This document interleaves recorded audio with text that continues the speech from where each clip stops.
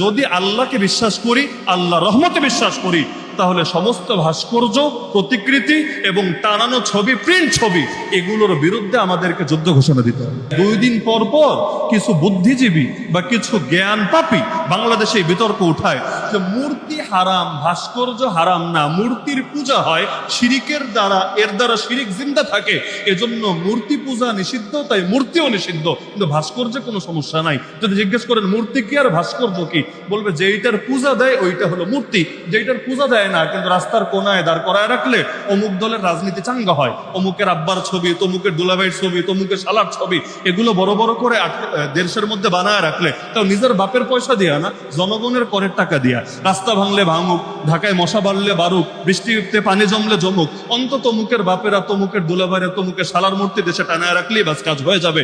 যদি এগুলোর কেউ পূজা করে না, এজন্য মাসালাগত কোনো সমস্যা নাই। কথা কি এটা সত্য না পুরাই ভণ্ডামি? কেন? কারণ যদি এভাবে ছবি বানানো যেত, উম্মত আর কারো ছবি না বানালো, যত গরিব হোক, অন্তত মুহাম্মদুর রাসূলুল্লাহ সাল্লাল্লাহু আলাইহি ওয়াসাল্লামের একটা ছবি বানিয়ে নিজের ঘরে টানিয়ে রাখতো এবং মহব্বতের সঙ্গে সকাল দুপুর বিকাল সেটা দেখতো আর দিল থেকে দোয়া করতো এবং বাচ্চাদেরকেও এটা প্রতি আগ্রহী হওয়ার জন্য তারা সবক দিত। যেখানে নবীর শানে, সাহাবীদের শানে উম্মত এই কাজ করে নাই, সেখানে কোন রাজনৈতিক নেতা, সাধারণ কোনো ব্যক্তির শানে এটা করার কোনো প্রশ্নই আসে না। এজন্য আজকে বাসায় গিয়ে প্রয়োজন ইতিহাস পড়েন। নবী যখন মক্কা বিজয় করেছিলেন, কাবায়ও যখন 360টা মূর্তি ছিল, এই 360টা সবগুলো কিন্তু মূর্তি ছিল না, কিছু ভাস্কর্যও ছিল। যেমন সেখানে কবুতরের প্রতিকৃতি ছিল, যার পূজা কেউ করতো না, কেউ না, কিন্তু আল্লাহ নবী সেটাও মিটিয়ে দিয়েছিলেন। ইসলামকে শুধু মূর্তির বিরুদ্ধে না, ভাস্কর্যের বিরুদ্ধে। এজন্য রাজনৈতিকভাবে যারাই ক্ষমতায় আসুক না কেন, বাংলাদেশে ভাস্কর্য সংস্কৃতি বন্ধ হওয়া দরকার। বলবেন কেন? থাকলে সমস্যা কি? থাকলে সমস্যা হলো, কোনো ঘরেও যদি ছবি থাকে, আপনার বাপ আর মায়ের ছবিও যদি ঘরে টানায় রাখেন, আপনার পীরের ছবিও যদি ঘরে টানায় রাখেন, রহমতের ফেরেশতা সেই ঘরে ঢোকে না। আচ্ছা, এক ঘরে ছবি থাকলে ওই ঘরে যদি রহমতের ফেরেশতা না ঢোকে, তাহলে পুরো দেশে অলিতে গলিতে, রাস্তা ঘাটে, চিপায় চাপায়, মহাসড়কে যদি ছবি দিয়ে ভরে যায়, তাহলে এই দেশে রহমতের ফেরেশতা ঢুকবে কিভাবে আমাকে বলুন? আর দেশে যদি রহমতের ফেরেশতা না ঢুকে, তাহলে কোন ফেরেশতা ঢুকবে? গজবের ফেরেশতা ঢুকবে। তো গজবের ফেরেশতা ঢুকলে এই দেশ ভালো থাকবে কিভাবে? জনগণ ভালো থাকবে কিভাবে? আমরা ভালো থাকবো কিভাবে? অথচ আজকাল আম পাবলিকও বয়ান দিতে দাঁড়ালে, কোনো দিনে মেহনত করে বয়ান দিতে দাঁড়িয়েছে, দেখবেন ধুমায়া বলছে আল্লাহ রসুল বলেছেন, আল্লাহ রসুল বলেছেন, আল্লাহ রসুল বলেছেন, ধুমায়া বলে বলছে। এমনকি শিক্ষাঙ্গন থেকে পর্যন্ত ভুল বার্তা যাচ্ছে। বিভিন্ন স্কুলের দেয়ালে দেখবেন কত জাল হাদিস লিখে রেখেছে, থাকে না? দোলনা থেকে কবর পর্যন্ত জ্ঞান অর্জন করো, শহীদের রক্তের চাইতো বিদ্যানের কলমের কালি বেশি পবিত্র, জ্ঞান শেখার জন্য চীন দেশে, জাপান দেশে, ইন্ডিয়া দেশে চলে যাও। তারপর আরো থাকে কত দেশপ্রেম, ইমান, রঙ্গ, এই সবগুলোর নিচে লিখে দেয় আল হাদিস। আল হাদিস কি জিনিস?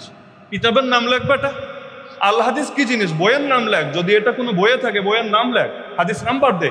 বুখারী না মুসলিম, আবু দাউদ না তিরমিজি, নাসাই না ইবনে মাজাহ, মুওয়াত্তা মালিক না মুওয়াত্তা মুহাম্মদ, মুসনাদে আহমদ না মুসান্নাফ ইবনে আবি শাইবা না মুসনাদে আবু দাউদ তায়ালিসি, কি নাম দে। নামটাম দিবে না, কারণ জানে এটা কোথাও খুঁজে পাওয়া যাবে না, এটা তো তার আর তার নেতাদের আবিষ্কার, এটা বইয়ে খুঁজে তো লাভ হবে না। এজন্য লেখা আল হাদিস, বাস্তবে হলো জাল হাদিস। আল আর জাল তো কাছাকাছি, সে বলবে আসলে জটা ছুটে গেছে, বাকি টাইপটা ঠিক আছে, জাস্ট জটা মিসিং, টাইপ মিসিং, এটা তো জাল হাদিস হিসেবে চালিয়ে দিচ্ছে। আল্লাহ মাফ করুক। এজন্য নবীন নামে হাদিস বলা থেকে সাবধান। মনে রাখবেন, প্রত্যেককে আমি বলছি, নবীন নামে হাদিস বলা থেকে সাবধান, আর আল্লাহর ব্যাপারে তো আরো সাবধান। আয়াত হাদিস নিজের থেকে কখনোই বানাতে যাবেন না, যেটা নিশ্চিতভাবে জানবেন সেটা বলবেন, অন্যথায় বলবেন না। এজন্য আমরা আল্লাহ রসুলের বাহ্যিক সৌন্দর্যের ব্যাপারে ডিটেল একটা হাদিসই পাই, যেখানে সবচাইতে বেশি বিস্তারিত বর্ণিত হয়েছে হাদিসটা, সেটা হলো হিন্দ বিন আবি হালা থেকে বর্ণিত হাদিস। বলবেন হিন্দ আবার কেডা? হিন্দ সহজে চিনবেন আপনারা, যিনি আমির হামজা রাদিয়াল্লাহু আনহুর বুক চিরার পর কলিজাটাও বের করে চিবিয়ে খেয়ে ফেলেছে, যিনি আল্লাহ রসুলের এক সময়ের বড় দুশমন আবু সুফিয়ানের স্ত্রী ছিলেন, যিনি মুআবিয়া রাদিয়াল্লাহু আনহুর মা ছিলেন। যদিও পরবর্তীতে সবাই মুসলমান হয়ে গিয়েছিলেন, আবু সুফিয়ানও মুসলমান হয়েছে মক্কা বিজয়ের পর, হিন্দু মুসলমান হয়েছে মক্কা বিজয়ের পর, আর মুআবিয়া রাদিয়াল্লাহু আনহু তো বাল্যকাল থেকে মুসলমান। তাহলে সেই হিন্দ বিন আবি হালা, তার থেকে আল্লাহ রসুলের বাহ্যিক সৌন্দর্যটা সবচাইতে বেশি পাওয়া যায়।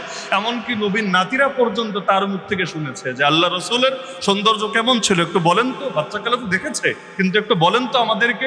একদম ভেঙে চুরে বিস্তারিতভাবে তিনি বলেছেন। শামাইল তিরমিজির মধ্যে সেই হাদিসও বিস্তারিতভাবে পাবেন। তবে নবীকে যারা দেখেছেন অধিকাংশের বক্তব্যে একটা জিনিস কমন পাবেন। আমরা জাস্ট কয়েকটা উদাহরণ দিই।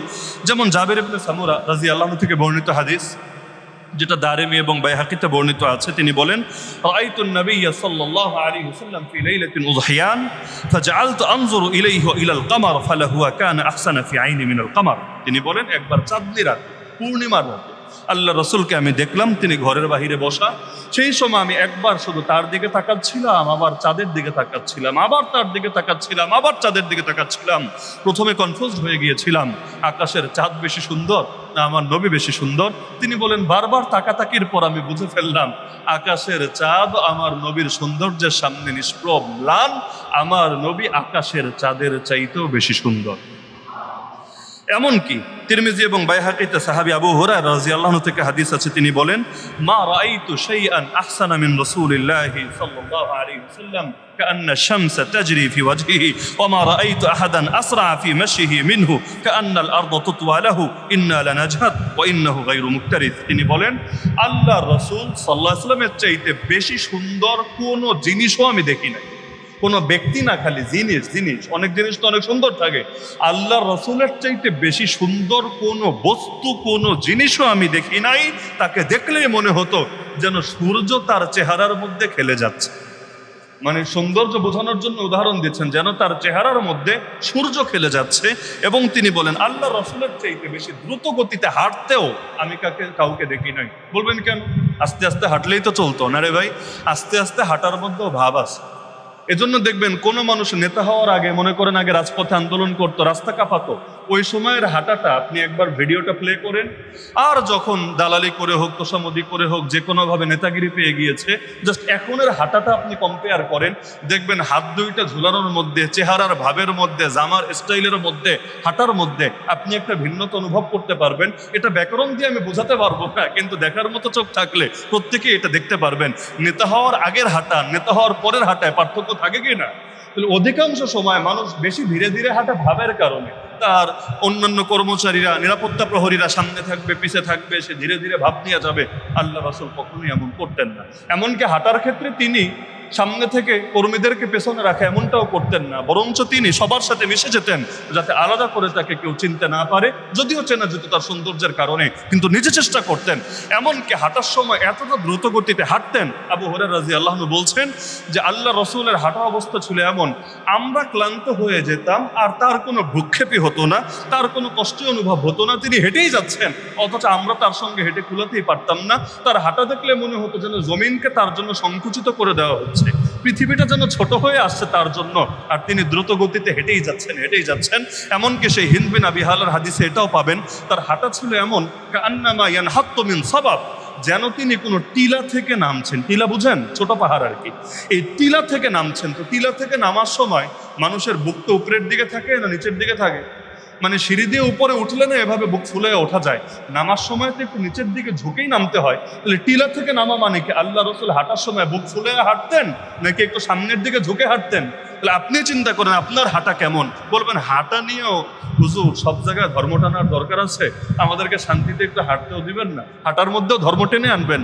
খুলেন কোরআন 19 নম্বর পারা সূরা ফুরকানের শেষের দিকের আয়াত। আল্লাহ বলেন, ওয়া ইবাদুর রহমান আল্লাযীনা ইয়ামশুনা আলাল আরদি হাওনা।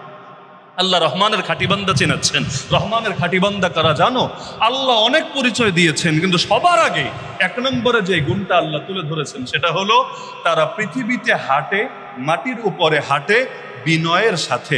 তার মানে যাদের হাঁটায় বিনয় নাই তারা আল্লাহর খাঁটি বান্দা না, যাদের হাঁটায় বিনয় তারা আল্লাহর খাঁটি বান্দা। বলবেন হাঁটা নিয়ে ইসলাম কেন সিরিয়াস? না, হাঁটা নিয়ে সিরিয়াস না, যারা হাঁটায়ও বিনয় আছে আসলেই বিনয়ী। কারণ ভেতরে থাকবে অহংকার আর হাঁটায় থাকবে বিনয়, এটা সম্ভব না। যার বাহ্যিকতার মধ্যেও এটা চলে এসেছে তার ভেতরটা ইতিমধ্যে এমনি ঠিক হয়ে গিয়েছে। এজন্য দেখেন না, ইসলাম স্বাভাবিকভাবে কাপড়টা আপনার নিচে পড়তে বলে না উপরে পড়তে বলে? স্বাভাবিকভাবে নিচে পড়তে বলেন উপরে পড়তে বলে? কেন? হ্যাঁ, নিচে যদি কখনো ওজরের কারণে নামে, যেমন আবু বকর রাদিয়াল্লাহু আনহু এসে বিচার দিলেন, ইয়া রাসূলুল্লাহ আমি লুঙ্গি পরি, লুঙ্গি মানে ওই যে আগে তো সেলাই করে লুঙ্গি ছিল না, ওই হজে গেলে যেভাবে নিচে একটা পেঁচায় পরে এভাবে, তো অনেক সময় এমন হয় যে হঠাৎ তাকায় দেখি বা কেউ বলে এটা টাকনুর নিচে চলে গিয়েছে, আমি খেয়াল করি না, কাজ করতে করতে কোন ফাঁকে যেন চলে যায়। আর আগের যুগে তো বেশি যাওয়ার সুযোগ ছিল, কারণ যেহেতু ওই বেল্টও ছিল না। আমরাই তো হজে গিয়ে যদি বেল্ট ছাড়া কেউ তাওয়াফ শুরু করেন, মাঝখানে কখন যে আপনি বিবস্ত্র হয়ে যাবেন হয়তো টেরই পাবেন না। বেল্ট দিয়েও অনেক সময় কাপড় ঠিক রাখা যায় না, টানটন লেগে যায়। তাহলে সেখানে তিনি বলেন মাঝে মাঝে অজান্তে এমন হয়ে যায়, ইয়া রাসূলুল্লাহ আমিও জাহান্নামে চলে যাবো কিনা? নবী বললেন না, তুমি যাবা না, কারণ এটা যেহেতু অনিচ্ছায় হচ্ছে, সুতরাং এটা অহংকারের নিদর্শন না। যারা অহংকার বশত নিজেদের কাপড় ঝুলিয়ে চলে তারা জাহান্নামে যাবে, তাদের পায়ের নিচের অংশ আল্লাহ জাহান্নামে নিক্ষেপ করবে, আর এক অংশ জাহান্নামে আর এক অংশ জান্নাতে যেহেতু সম্ভব না, পুরোটাই যাবে জাহান্নামে। হ্যাঁ, এই ব্যাখ্যা করার সুযোগ নাই। অহংকার থাকলে মনে হয় হারাম, অহংকার না থাকলে মনে হয় হালাল, এই ব্যাখ্যা করে অনেক পাবলিক। এজন্য মসজিদে মুয়াজ্জিন সাহেবরা আলাদা মাইকে বলা লাগে কাতার সোজা করি, মোবাইল ফোন বন্ধ রাখি, কাপড় টাকানোর নিচে উঠাই, অনেক জায়গায় বলে। এবং দেখবেন একামত শুরু হয়েছে আর বাঙালির প্যান্ট ওঠানো শুরু হয়েছে। আমারে বলেন এই প্যান্ট নিচে পরা নিষেধ, এটা খালি নামাজে না সবসময়? তাহলে নামাজের সাথে একামতের সাথে এর কি সম্পর্ক? আজান দিলেও হয় না, একামত শুরু আর ব্যাস প্যান্ট ওঠানো শুরু। তো প্যান্টটা বানানোর সময় নিচ পর্যন্ত বানানো দরকার কি ছিল? ওপর পর্যন্ত বানিয়েছো, কখনো অসতর্কতায় নেমেছে, এটা তো আমি হাদিস শোনালাম, এটা মাপ। কিন্তু বানানোর সময় নিচ পর্যন্ত বানানোর কি দরকার ছিল? তার মানে তোমার এই কাজটাই অহংকারের নিদর্শন। আলাদা অহংকারের নিয়ত করা লাগবে না, কাজটাই অহংকারের নিদর্শন। যেমন কেউ মূর্তির সামনে সেজদা দিল, আপনি বললেন নাউজুবিল্লাহ তুই কুফরি কাজ করলি, বললো না না আমি তো কাফের হওয়ার নিয়তে করিনি, আমি কাফের হওয়ার নিয়তে করি নাই। ওর ব্যাখ্যা শুনে আপনি ওরে জামানার হাসান বসরি বলবেন, তাই না? জামানার হাসান বসরি বলবেন না, ওর এ কাজটারে কুফরি এবং ইমান ভঙ্গের কারণেই বলবেন। কেন? বৃক্ষ তোমার নাম কি, ফলে পরিচয়। এজন্য আমি সবাইকে বলবো আল্লাহর ওয়াস্তে কাপড়টা টাকানোর নিচে কখনোই পরিধান করবেন না। আর কখনো অসতর্কতা বশত বা ভুলবশত নামলে ভিন্ন, কিন্তু ইচ্ছাকৃত ভাবে কখনোই টাকানোর নিচে ইচ্ছাকৃত ভাবে কাপড় পরিধান করবেন না। অহংকারের নিয়ত লাগবে না, এই কাজটাই অহংকার। আল্লাহ আমাদেরকে হেফাজত করুক। তা আল্লাহ রাসূল সাল্লাল্লাহু আলাইহি ওয়াসাল্লাম হাঁটাই ছিল এমন যে আবু হুরায়রা বলছেন তার চাইতে বেশি দ্রুত গতিতে আমি কাউকে হাঁটতে দেখি নাই। এমনকি বিখ্যাত সাহাবী বারা বিন আযিব রাদিয়াল্লাহু আনহু হাদিস আছে যেটা বুখারী মুসলিমে বর্ণিত, তিনি বলেন কানা রাসূলুল্লাহ সাল্লাল্লাহু আলাইহি ওয়াসাল্লাম বাঈদা মা বাইনাল মানকিবাইন ইয়াবলুগু শা'রুহু শাহমাতা উযুনাই মা রাআইতু শাইআন আহসানা মিনহু। আল্লাহ রাসূলের কাঁধ ছিল চওড়া, চওড়া কাঁধ বিশিষ্ট, মানে দুই বাহুর মাঝখানের দূরত্বটা তুলনামূলক বেশি ছিল, অর্থাৎ সিনা বড় ছিল। কারণ সিনা ছোট হলে সুন্দর লাগবে না, সিনা বড় হলে টান টান হলে সুন্দর লাগবে। তা আল্লাহ রাসূলের দুই বাহুর মধ্যে দূরত্বটা বেশি ছিল, এবং তার চুল মোবারক যখন বাবরি রাখতেন কানের লতি পর্যন্ত পৌঁছে যেত। তিনি বলেন আমি আল্লাহ রাসূলের চাইতে বেশি সুন্দর কোনো কিছুই আমি দেখি নাই। আমরা ছোটবেলায় শুনতাম চুল তিন রকম রাখা সুন্নত, এক হলো বাবরি, আর এক হলো সব এক সাইজ, আর এক হলো টাকটু করা। ছোটবেলায় শুনতাম, দলিল ছাড়া শুনতাম, অনেক কিছুই ছোটবেলায় শুনে শুনে বিশ্বাস করতাম। যেমন খাবার খাওয়ার সুন্নত তরিকা কি? এক নম্বর সুন্নত তরিকা হলো বাথরুমে যেমনি বসে এমনি বসা, মানে দুই পায়ের উপর ভর দিয়ে নিতম্বটা উপরে রেখে এভাবে বসা। এভাবে নিজে তো বসতে পারতামই না, কাউরে দেখলেও বড় কষ্ট লাগতো, বিশেষ করে মোটা সোটা মানুষ যদি কেউ বসতো। আল্লাহ, চিন্তা করতাম ইসলাম তো সুন্দর, ইসলামের প্রতিটা জিনিসও সুন্দর, আর ইসলাম তো মানুষের জন্য অযথা কঠিন করে না। দিন ইউসরুন, দিন হলো সহজ। তাহলে এই মোটা মানুষটার ইসলাম কেন এত কষ্ট দিলে? এমনি বৈশা খাবার ঢুকাতে তো আর জান বের হয়ে যাচ্ছে, আসলেই কি এটা ইসলাম? কিন্তু এই সময় তো বাচ্চা মানুষ, কারে জিজ্ঞেস করব? জিজ্ঞেস করলে যদি আবার কাফের টাফের ফতোয়া দিয়ে বসে যে তুই ইসলামের বিধান মানিস না, এটা নাস্তিক, বেঈমান, মুরতাদ, বড় ভয়ের বিষয়। আর তখন তো পড়ালেখাও জানি না, যে নিজে রিসার্চ করে এটা বের করব, পরে দেখি আরে এগুলো তো মেড ইন বাংলাদেশ বা মেড ইন উপমহাদেশ। আমাদের এই অঞ্চলে বহুত কিছু এমন চলে নবীর নামে যেটা আসলে আল্লাহ রাসূল সাল্লাল্লাহু আলাইহি ওয়াসাল্লামের শিক্ষা না। বহুত মানুষ, এমনকি আমরা ছোটবেলায় বিভিন্ন সময় দেখতাম, ধরেন একসাথে খাবার খেতে বসেছি কোনো দিনই মেহনতে গিয়ে, খাবার লাগলে অমুক জিকির করো, আর পর্যাপ্ত হয়ে গেলে তমুক জিকির করো, সুবহানাল্লাহ বললে দিয়ে যাবে, আলহামদুলিল্লাহ বললে দেওয়া বন্ধ করবে। মানে কি যে একটা সিস্টেমের মধ্যে ছিল। ওই সময় ভাবতাম যেগুলোই মনে হয় সুন্নাত, পরে দেখলাম না, আল্লাহ রাসূল সাল্লাল্লাহু আলাইহি ওয়াসাল্লামের শিক্ষা না, বরং যেগুলো পরবর্তীতে আবিষ্কৃত নবীর নামে চালানো। আর খাবারের ক্ষেত্রে কোন তরিকা সুন্নত সেটা আমাদের যত সময় আলোচনা আসবে ইনশাআল্লাহ। প্রতিটা ক্ষেত্রে আল্লাহ রাসূলের সুন্নত যেটা সেটাই সুন্দর, আর যেগুলো আমরা আবিষ্কার করি এগুলো কখনো সুন্দরও হয়, কখনো অসুন্দরও হয়। কিন্তু আমরা আবিষ্কার করলে আর যাই হোক, সেটা অন্তত আল্লাহ রাসূলের নামে চালানো ঠিক না। মাথা টাক করা এটা কোনো সুন্নত না, মনে রাখবেন। হ্যাঁ, হজে গেলে, উমরায় গেলে, সেখানে তওয়াফ থেকে পবিত্র হওয়ার জন্য টাক করা সেটা খালি সুন্নত না, ওয়াজিব। সেটা খালি সুন্নত না, ওয়াজিব, কিন্তু সেটা হজের সঙ্গে সম্পৃক্ত। আল্লাহ রসুল সাল্লাহ সাল্লাম স্বাভাবিকভাবে বাবরি রাখতেন। তার বাবরি 3 রকম হতো, কখনো কানের লতি বরাবর, কখনো কাঁধ বরাবর, কখনো কানের লতি আর কাঁধের মাঝামাঝি, আর 2-1 এমন হয়েছে যে কাঁধ অতিক্রম করেছে, খুব বেশি না, কারণ নারীদের সঙ্গে সাদৃশ্যতা আবার ইসলামে হারাম। তো স্বাভাবিকভাবে আল্লাহ রসুলের চুল থাকতো বাবরি। আর হজের সময় হস্ত জীবনে মাত্র একবারই করেছেন, যেটাকে বিদায় হজ বলি, নামে বিদায় হজ, কিন্তু হজই একটা আল্লাহ রসুল সাল্লাহ ইসলামের 23 বছরের নবুয়তি জিন্দগিতে, আর ওমরা করেছেন 4টা। তো সেই সময় তো আল্লাহ রসুল সাল্লাহ ইসলাম তিনি অবশ্যই মাথা হলক করেছেন, এবং এটাই ইসলামের সর্বোত্তম। আল্লাহ রসুল দোয়া করেছেন 3 বার, যে হে আল্লাহ, যারা হলক করবে, টাক করবে, এদেরকে মাফ করে দেন। 3 বার দোয়া করেছেন টাককারীর জন্য, একবার দোয়া করেছেন যারা চুল ছোট করে তাদের জন্য। তার মানে হজে গিয়ে ওমরায় গিয়ে চুল কাটলেও হয়ে যায়, নির্দিষ্ট পরিমাণ চুল কাটলেও হয়ে যায়, কিন্তু চুল কাটলে সবটা নবীর দোয়াটা কম পাওয়া যায়, আর টাক করে ফেললে নিজের সৌন্দর্যকে আল্লাহর জন্য কোরবানি করে দিলে সেটা বেশি পাওয়া যায়। কিন্তু এটা তো হজের সাথে স্বাভাবিক অবস্থায় দৈনন্দিন জীবনে চুল কাটা, এটাকে সুন্নত বলে চালানোর কোনো সুযোগ নাই। এমনকি যারা এটা করে এদের সবার দলিল একটা, সেটা হলো শেরে খোদা আলী রাদিয়াল্লাহু আনহু করেছেন, তাই এটা সুন্নত। এই হলো যুক্তি।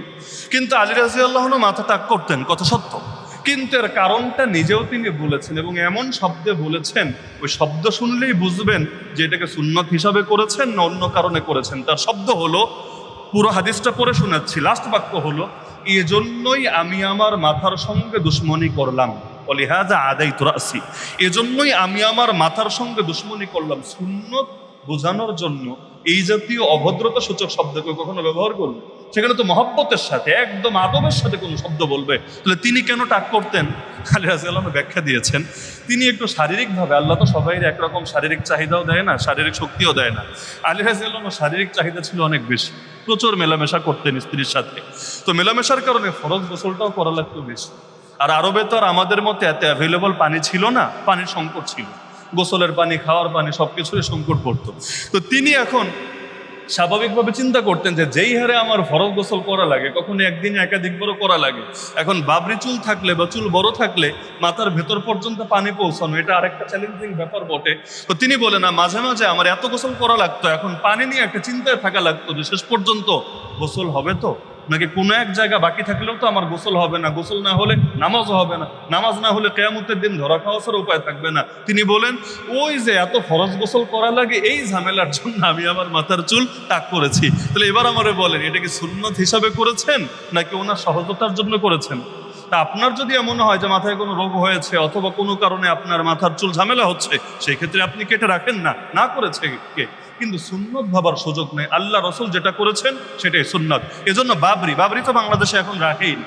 আবার যারা রাখে বেশিরভাগ ফ্যাশনের নিয়তে রাখে, ফ্যাশন করে রাখে, এমনকি নবীর মতো করেও রাখে না। এটা হলো ওই মডার্ন ছেলেপেলেরা যেভাবে করে ওদের মতো করে রাখে। কিন্তু আমি মনে করি আমাদের বাংলাদেশে যে সুন্নতগুলো মরে গিয়েছে এগুলো ফেরানো দরকার। চুল রাখার ক্ষেত্রে বাবরিটি আদর্শ পদ্ধতি, চুল রাখার ক্ষেত্রে বাবরিটি আদর্শ পদ্ধতি। আমিও কারাগারে যাওয়ার আগ পর্যন্ত আমার বাবরি ছিল, আলহামদুলিল্লাহ। পরে কারাগারে যাওয়ার পর সেখানের খাবারও তো মাশা আল্লাহ, পানিও মাশা আল্লাহ। এমনভাবে চুল পড়া শুরু করলো, মনে হচ্ছিল যেন মাথা টাক হয়ে যাবে। একদম জেলে যে কয়দিন ছিলাম পুরোটা টাক করে করে রাখতে হয়েছে, জাস্ট চুল বাঁচানোর নিয়তে।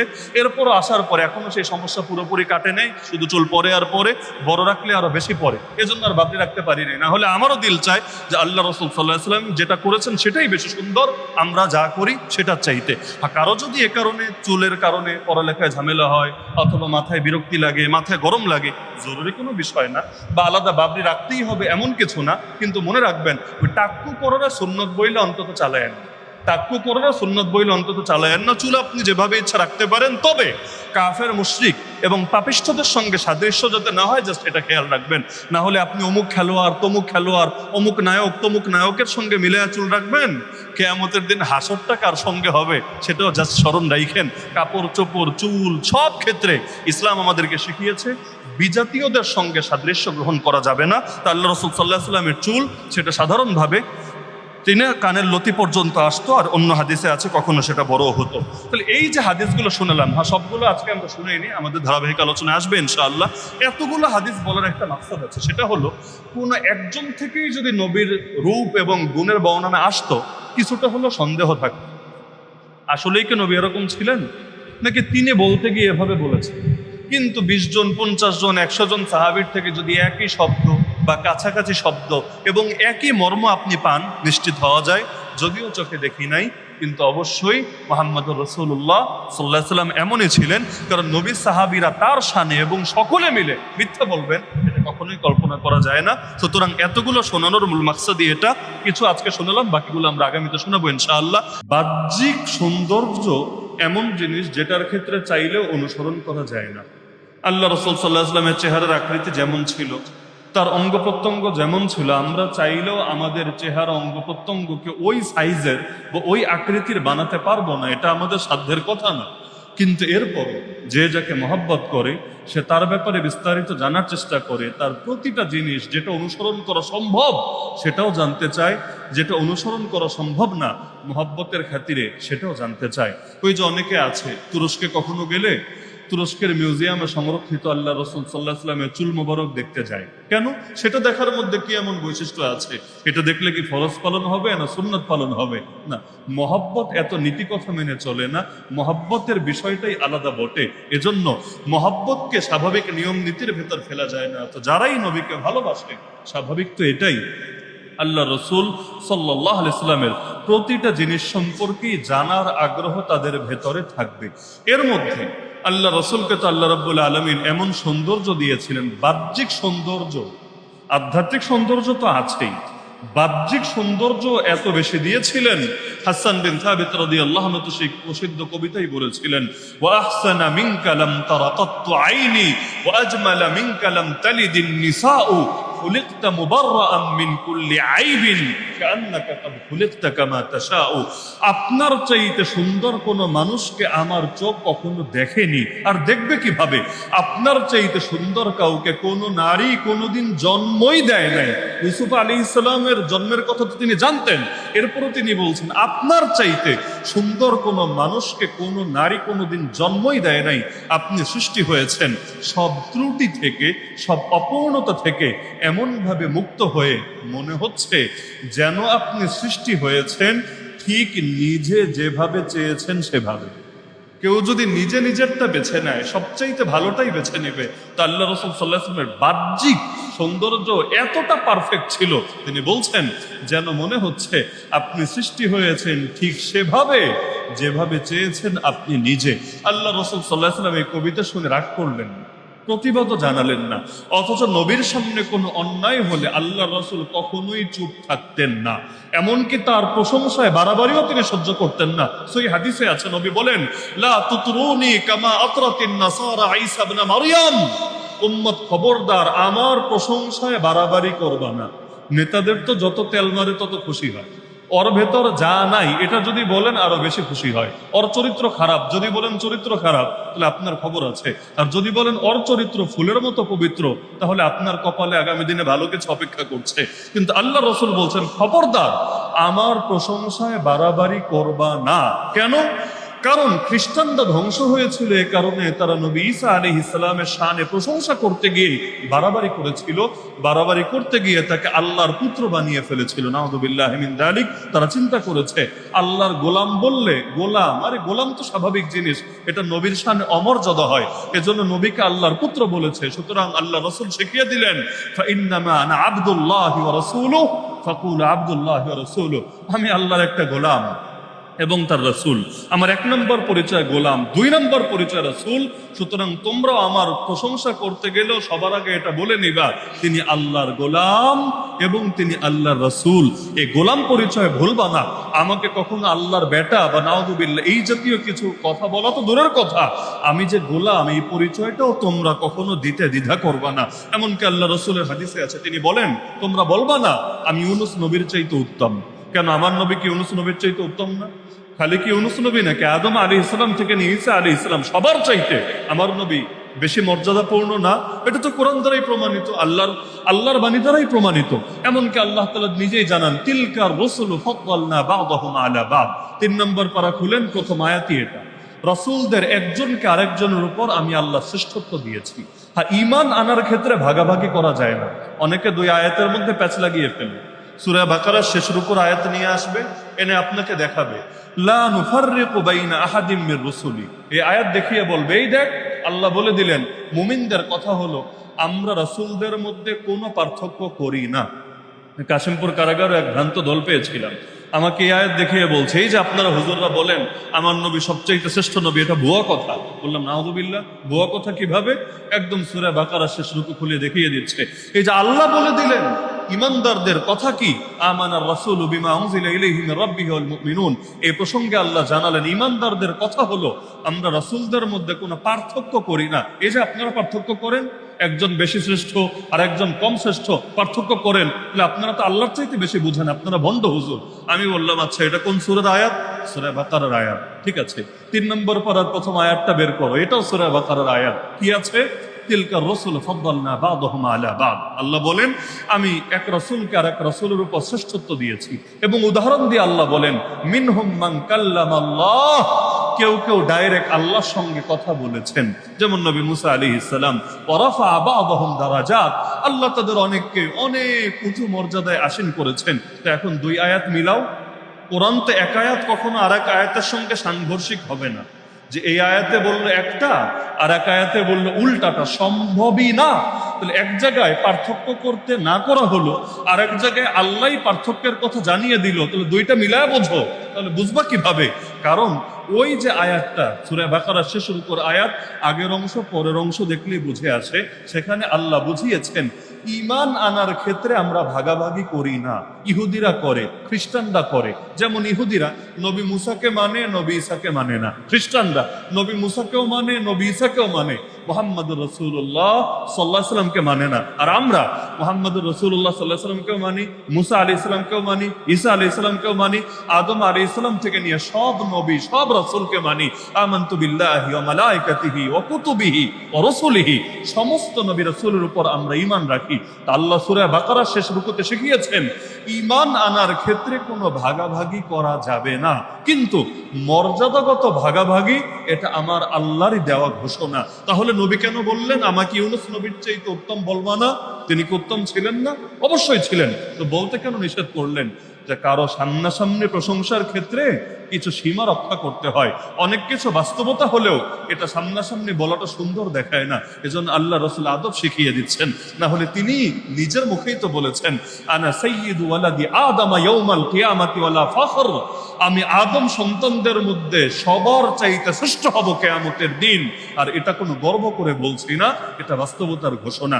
এমনকি এখানেও আদব দেখেন, আদম সন্তানের মধ্যে শ্রেষ্ঠ না আদম আলাইহিস সালামের চাইতেও শ্রেষ্ঠ? আদম সন্তানদের মধ্যে শ্রেষ্ঠ না আদম আলাইহিস সালামের চাইতেও শ্রেষ্ঠ? কিন্তু নবীর বাক্য কি আমি আদম সন্তানদের মধ্যে সর্বশ্রেষ্ঠ হব। কেন? বললেই তো পারেন যে আমি আদম থেকে নিয়ে সব মানুষের চাইতে শ্রেষ্ঠ হব। আদব কাকে বলে দেখেন, আদম আলাইহিস সালাম তো পিতা, আদি পিতা না, সকলের পিতা না? বাপের সঙ্গে তুলনা চলে না। এমনকি বাপ যদি আপনার চাইতে মর্যাদার বিচারে নিচেও থাকে, হতেই পারে আপনি অনেক শিক্ষিত, আপনার বাপ এত শিক্ষিত না। আপনি অনেক পয়সাওয়ালা, আপনার বাপ এত পয়সাওয়ালা না। আপনি অনেক বড় নেতা আর আপনার বাপ কোনো চেয়ারম্যান মেম্বারও না, হতেই পারে। কিন্তু তারপরও যত যাই হোক বাপ কিন্তু বাপই বটে, বাপ কিন্তু বাপই বটে। আপনি বড় পীর হতে পারেন, একদম গাউস কুতুব হতে পারেন, আপনি শাইখুল হাদিস আল্লামা হতে পারেন, দেশসেরা বক্তা হতে পারেন, কিন্তু বাপের কাছে আপনি একজন সন্তানই বটে। এমনকি বাপ প্রয়োজনে, আপনি বয়স্ক অনেক সম্মানিত, তাতে কি প্রয়োজনে আপনার গায়ে হাতও তুলতে পারে। এজন্যই তো বাপের মর্যাদা এখানে।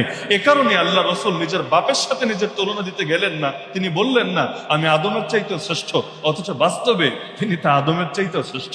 এটা হলো আদবের দিক। তো বলছিলাম হাসান বিন সাবিত আল্লাহ নবীর শানে এই যে কথা বললেন, তিনি সবার চাইতে সুন্দর। এরকম সুন্দর কাউকে তার চোখ দেখে নাই, কোন নারী কোনোদিন জন্মও দেয় নাই, এবং তার সৌন্দর্যের মধ্যে কোনো ত্রুটি নাই। চাঁদের গায়েও তো দাগ আছে, সব সৌন্দর্যের মধ্যে কিছু না কিছু খুঁত থাকে, সামান্য হলেও খুঁত থাকে। কিন্তু আল্লাহ রাসূলের ব্যাপারে বলে দিচ্ছেন কোনো খুঁত নাই, কোনো ত্রুটি নাই, কোনো অসম্পূর্ণতা নাই, কোনো জায়গায় কোনো সমস্যা নাই। আল্লাহ রাসূল সাল্লাল্লাহু আলাইহি ওয়াসাল্লাম শুনে নারাজ হলেন না, অপছন্দ করলেন না, প্রতিবাদও জানালেন না, উল্টো অন্য সময় দোয়া দিলেন, যেটা বুখারীতেও আছে। কি দোয়া? আল্লাহুম্মা আইয়িদহু বিরূহিল কুদস, হে আল্লাহ আমার হাসানকে জিবরিল আমিনের দ্বারা শক্তিশালী করেন। তাহলে কি বুঝলেন? আল্লাহ নবী স্বীকৃতি দিয়েছেন না অস্বীকৃতি জানিয়েছেন? স্বীকৃতি দিয়েছেন। নবীর চুপ থাকাও স্বীকৃতি, আর দোয়া করা তো আরো বড় স্বীকৃতি। তাহলে এজন্য আমরা বলতেই পারি আল্লাহ রসুল সাল্লাল্লাহু আলাইহি সাল্লাম সমস্ত মানুষের ভেতর সবচাইতে বেশি সৌন্দর্যের অধিকারী ছিলেন, বাহ্যিক সৌন্দর্যও ছিল সবচাইতে বেশি। এজন্যই তো সেই উক্তি হয়তো অনেকেই শুনেছেন যে মিশরের নারীরা ইউসুফ আলাইহিস সালামকে দেখে হাত কেটে ফেলেছিল, আরে ওরা যদি আমার নবীকে দেখতো নিজের হাত না নিজের কলিজাই মনে হয় কেটে ফেলতো, নিজের অজান্তে নিজের উপরেই সে ছুরি চালিয়ে বসতো। আল্লাহ এই পরিমাণ সৌন্দর্য দিয়েছেন।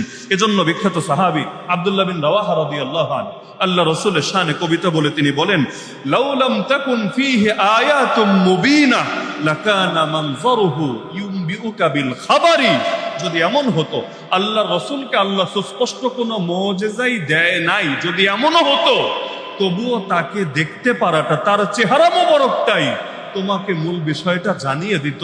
অর্থাৎ তিনি যে সাধারণ কোনো মানুষ না, তিনি যে আর 10 জন 20 জন 1000 জনের মতো কোনো ব্যক্তি না, বরং তিনি যে বিশেষ কিছু, শুধুমাত্র তার দৃশ্যটা, তাকে দেখাটাই তোমাকে এটা অবগত করে দিত।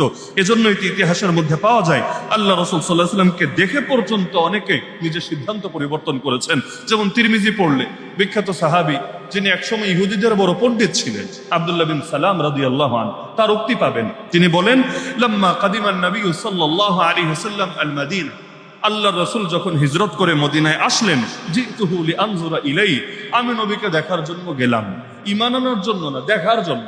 আপনার এলাকায় বড় কোনো রাজনৈতিক নেতা আসলে আপনিও দেখতে যাবেন, যদিও আপনি তার দল না করেন, মানুষ এটা কৌতূহল বশত দেখতে যায়, সবাই সবকিছু করা লাগে না।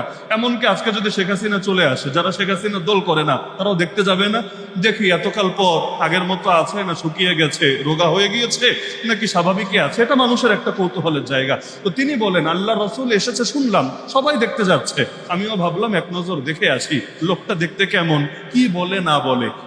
তিনি বলেন, ফালাম্মাস্তাবানতু ওয়াজহাহু, যখন তিনি আমার সামনে আসলেন আর তার চেহারাটা আমি স্পষ্টভাবে দেখলাম, আরাফতু আন্না ওয়াজহাহু লাইসা বিওয়াজহি কাযাব, চেহারা মোবারকটা দেখা মাত্রই আমি বুঝে ফেললাম এই চেহারা কোনো মিথ্যাবাদীর চেহারা হতেই পারে না।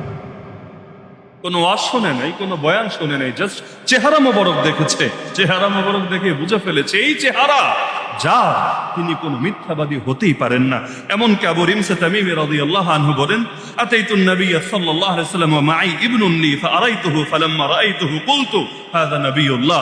তিনি বলেন, ওই নবী যখন আসলো আমিও গেলাম দেখতে আমার ছোট বাচ্চাটাকে নিয়ে, ছেলে সন্তানকে নিয়ে, যেই মাত্র তারে দেখলাম আমার বাচ্চারেও দেখালাম, ওই দেখা মাত্রই আমি নিজের অজান্তেই বলে উঠলাম, হাযা নবিয়ুল্লাহ, ইনি আল্লাহর নবী, অবশ্যই আল্লাহর নবী। তাহলে কি ছিল চেহারার মধ্যে আপনি চিন্তা করেন। এমনকি আল্লাহ রাসূল সাল্লাল্লাহু আলাইহি ওয়াসাল্লামের পরশ যারা একবার পেয়েছে, একবার মুসাফাহা করেছে, অথবা একবার নবী যার ভেতরে হাত বুলিয়ে দিয়েছে, এটাও তার ভেতরে এমন এক স্পন্দন জাগিয়েছে, এমন এক মুগ্ধতার দোলা দিয়ে গিয়েছে, মৃত্যু পর্যন্ত ভুলতে পারে নাই। আর অনেকের তো জিন্দেগি পরিবর্তন হয়েছে। ওই ঘটনা তো কম বেশি সবাই জানে। এক সাহাবী, তার ভেতরে জিনার আগ্রহ জাগলো, যুবক মানুষ, আর জাগতেই পারে। আল্লাহ রাসূলকে এসে বলল, ইয়া রাসূলুল্লাহ, আমি তো নিজেকে কন্ট্রোল করতে পারছি না, মনে হচ্ছে আমি জিনায় জড়িয়ে যাব। তো সুতরাং আপনার কাছে, আপনি তো রুহানি চিকিৎসক, আপনার কাছে আমি আমার রোগের কথা, সমস্যার কথা তুলে ধরলাম, আপনি কোনো সমাধান দেন। আল্লাহ রাসূল দুইটা কাজ করলেন। প্রথমে বুদ্ধিবৃত্তিক ভাবে, যৌক্তিক ভাবে তাকে বুঝালেন, শোনো, তুমি কার সাথে জিনা করবে, তুমি যার সাথেই জিনা করো, তুমি জাস্ট এটা চিন্তা করো, তোমার মায়ের সাথে, তোমার বোনের সাথে, তোমার স্ত্রীর সাথে, তোমার মেয়ের সাথে অন্য কেউ জিনা করলে তোমার এটা সহ্য হতো, তোমার এটা ভালো লাগতো?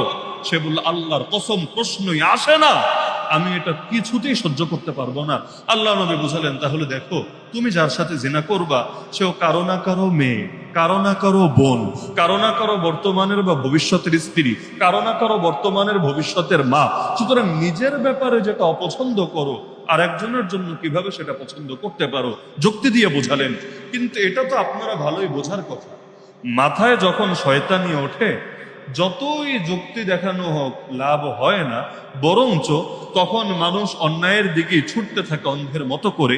বাংলাদেশে যত অপরাধী আছে, এরা কি বোঝে না যেগুলো অপরাধ? কে বোঝে না? বোঝে না কে? আমাকে বলেন।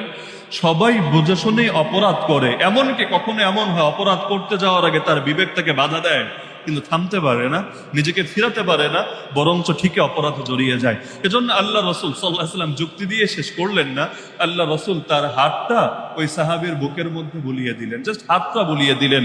কি যে ছিল সেই হাতের পরশে, সেই সাহাবী বুড়াকালে গিয়ে বলে, ওই দিনের পর থেকে আমার ভেতর থেকে জিনার আগ্রহ এমন ভাবে বের হলো, আজ পর্যন্ত জিনার কল্পনা আসা দূরের কথা, কোন পর নারীর দিকে একটা কুদৃষ্টি দেওয়ার কল্পনা আর আমার ভেতরে আসে।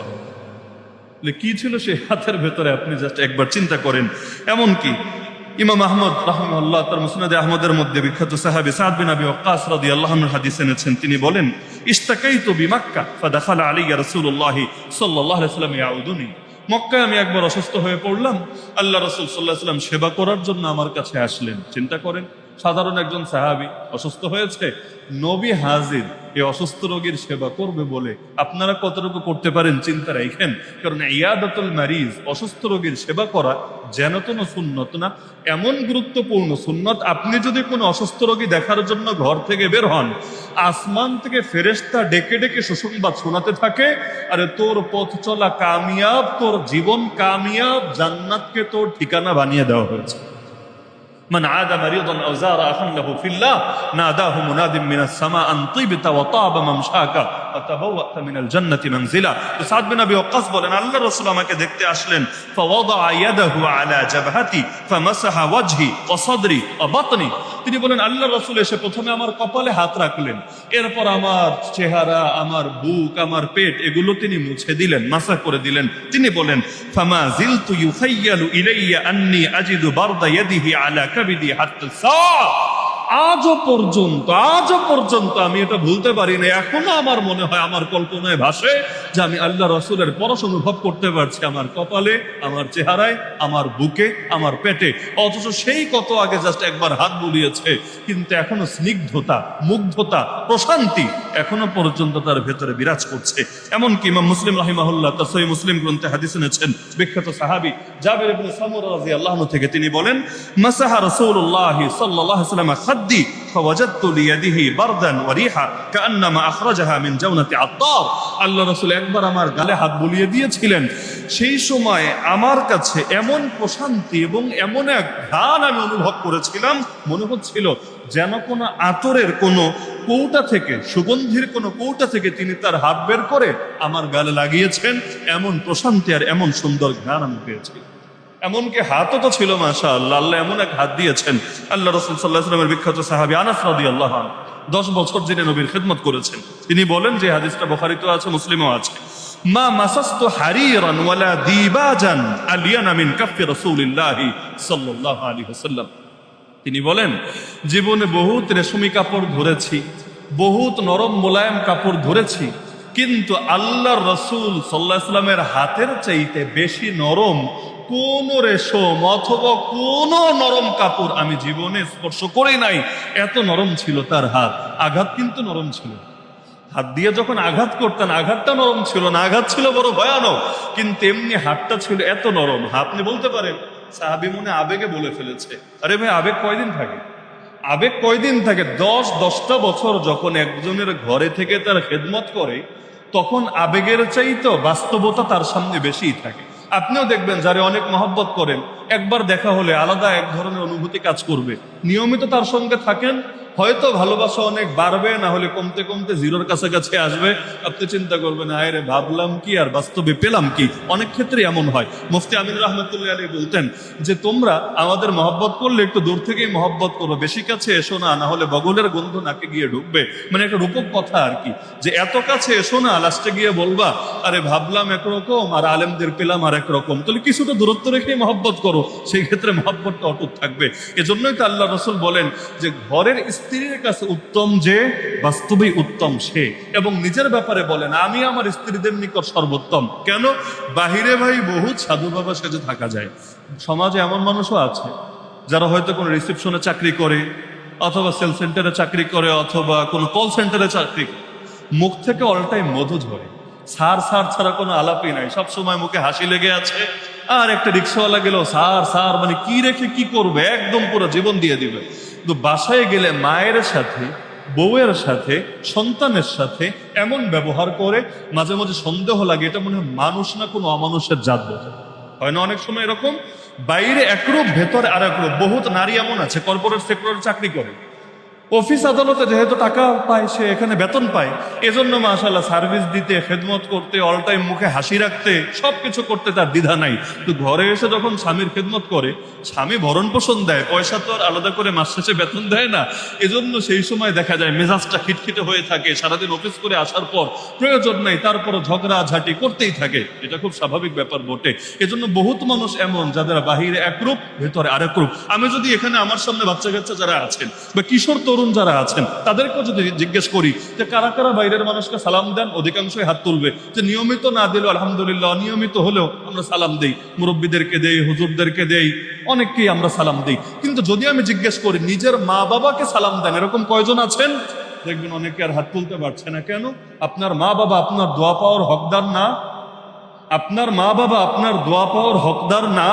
সালাম মানে তো শান্তির দোয়া, শান্তির দোয়ার সবচাইতে বড় হকদারি তো আপনার মা, আপনার বাবা। তো দুনিয়া সবাইরা সালাম দিয়ে উল্টায় ফেলেন, চেনেন না, জানেন না, তারাও দেখলে সালাম দিতে থাকেন, আর মাকে সালাম দেন না, বাপকে সালাম দেন না। কিসের সন্তান আপনি? নাকি সবার জন্যই শান্তি চান, শুধু নিজের ঘরের মানুষগুলোর জন্য শান্তি চান না? এজন্যই বাইরে শান্তি আর ঘরে কোনো শান্তি নেই। বহু লোক আছে রাত 12টা পার হয়তো ঘরে ফিরতে চায় না, ঘরে ভাল লাগে না। চায়ের দোকানে মজা, অফিস আদালতে মজা, আড্ডাখানায় মজা, বাজারে মজা, ঘরে তার মজা লাগে না। অথচ আল্লাহ রসুল তার কত সাহাবীকে উপদেশ দিতেন, ওয়ালিয়াসআকা বাইতুক, তোমার ঘর যেন তোমার জন্য প্রশস্ত হয়ে যায়। মানে ঘরে বেশি টাইম থাকবা, ফিতনা কম হবে, গুনাহ কম হবে। আর বাজার তো সবচেয়ে খারাপ জায়গা। আবগাদুল বিলাদি ইলাল্লাহি আসওয়াকুহা, আল্লাহ রসুল বলেন আল্লাহর কাছে সবচেয়ে ঘৃণিত জায়গা হলো বাজার। বাজারে থাকলে ইচ্ছে অনিচ্ছায় পাপ হতেই থাকবে, হতেই থাকবে। এরপরও বহু লোক আছে ঘরে ভাল লাগে না, বাইরে ভাল লাগে। বাইরে সালামের আমল করে, কিন্তু ঘরে আর কোনো সালাম কালাম নাই। ঘরের মধ্যে তো শান্তিও ঢোকে না। ঘরে ঢোকার সময় কয়জন বিসমিল্লাহ বলে ঢোকেন আমাকে বলেন? মসজিদে ঢোকার আগে মাশাআল্লাহ এক একজন পীর সাহেব শুধু বিসমিল্লাহ না, বিসমিল্লাহ ওয়াসসালাতু ওয়াসসালামু আলা রাসূলিল্লাহ আল্লাহুম্মা ইফতাহ লি আবওয়াব রাহমাতিক, পারলে আরো 10টা 20টা দোয়া পড়ে।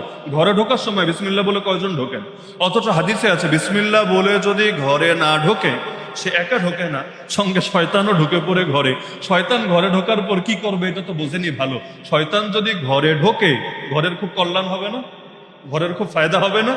তো শয়তান ঘরে ঢোকার পর যে বেবরকতি, যে ঝগড়াঝাটি, যে পাপাচার সৃষ্টি করে, এগুলোর ফলে আমরা দৈনন্দিন জীবনে পেয়ে থাকি।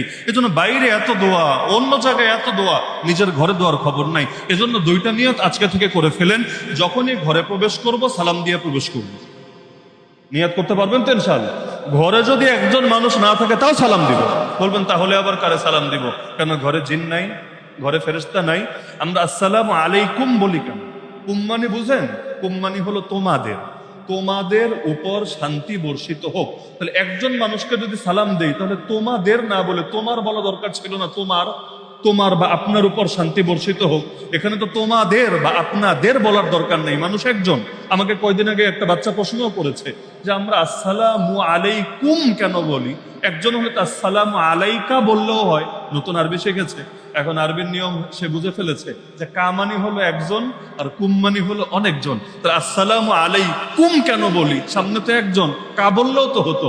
তখন আমি জবাব দিলাম, আরে সালাম দৃশ্যমান একজনকে দিচ্ছি, ঠিক আছে, অদৃশ্য আরো অনেকজন আছে, তার সঙ্গে ফেরেশতারাও আছে, জিনেরাও আছে। এমনকি এই যে নামাজে সালাম ফিরাই না, ডাইন দিকে একবার আসসালামু আলাইকুম রহমতুল্লাহ, বাম দিকে আরেকবার আসসালামু আলাইকুম রহমতুল্লাহ। আমরা নিয়াতের মধ্যে কিন্তু সবগুলো নিয়াতই রাখি, আমরা নিয়াতে সবগুলোই রাখি। ডান পাশে যত মুসল্লি, এদেরকেও নিয়াত করে ফেলেছি। ডান পাশে যত জিনরা আমরা দেখছি না, হয়তো নিয়মিত প্রতি সপ্তাহে টাকা টোকা দেয়ও না দান বাক্সে, বাকি যে জিনেরা এসে মসজিদে নামাজ পড়ে আমাদের এই মসজিদে, ওদেরও আমরা নিয়াত করি। আর রহমতের যত ফেরেশতা আছে আমরা ওদেরকেও নিয়াত করি। একইভাবে বাম দিকে সালাম দেওয়ার সময়ও আমরা উভয়টা নিয়াত করি। এজন্য ঘরে যখন যাবেন মাথায় রাখবেন, ঘরে যদি কেউ না থাকে তারপরে সালাম দিবেন, বরকত পাবেন ইনশাআল্লাহ। আর অবশ্যই বিসমিল্লাহ বলে ঢুকবেন। এই 2টা নিয়াত একদম বাচ্চা থেকে নিয়ে মুরব্বী সকলে করে ফেলেন। ঘরে যখনই ঢুকবো বিসমিল্লাহ বলে ঢুকবো ইনশাআল্লাহ। ঘরে যখনই ঢুকবো অবশ্যই সালাম দিয়ে ঢুকবো ইনশাআল্লাহ। আর আমার সালামের সবচাইতে বড় হকদার আমার ঘরের লোকেরা, বাইরের লোক পরে শান্তি আমার ঘরে লাগবে সবার আগে। এজন্য স্বামী স্ত্রীকে সালাম দিবে, স্ত্রী স্বামীকে সালাম দিবে, বাপ সন্তানকে সালাম দিবে, সন্তানও বাপকে সালাম দিবে। তাহলে সালাম পাওয়ার অপেক্ষায় থাকবেন না, সালাম দেওয়ার অপেক্ষায় থাকবেন। নবী বলেন যে আগে সালাম দেয়, আমি গ্যারান্টি দিলাম সে অহংকার থেকে মুক্ত। আর অহংকার থেকে মুক্ত মানে জান্নাত কনফার্ম, কারণ ন্যূনতম অহংকার থাকলে আপনি জান্নাতে যেতে পারবেন না। তো নবী গ্যারান্টি দিচ্ছেন আল বাদিউ বিস সালাম বারিউম মিনাল কিবর, যারা আগে সালাম দেয় তারা অহংকার থেকে মুক্ত। পরে সালাম দেওয়া মানে অহংকার থেকে মুক্ত না, বরং এটা অহংকারের আলামত। বহু লোক এমন আছে অপেক্ষায় থাকে, আর একজন সালাম না দিলে রাগ করে। আর যদি ছবি টানাতেই হয় তাহলে তোমাদেরটা পরে অন্তত নবীরটা টানানোর ব্যবস্থা করো আগে। বলবে না না, এই দুঃসাহস আমরা করবো না। তো নবীর শানে না করলে অন্য কারো শানে করার প্রশ্ন আসে না। যেটা নবীর বেলায় মানি নাই অথচ তিনি সবার উপরে, সেটা অন্য কারো বেলায় মানার কোনো প্রশ্নই আসে না। সুতরাং কোনো ব্যাখ্যা দিয়ে ভাস্কর্য বা ছবিকে অন্তত মুসলিম দেশের সংস্কৃতি হিসাবে গ্রহণ করা উচিত না।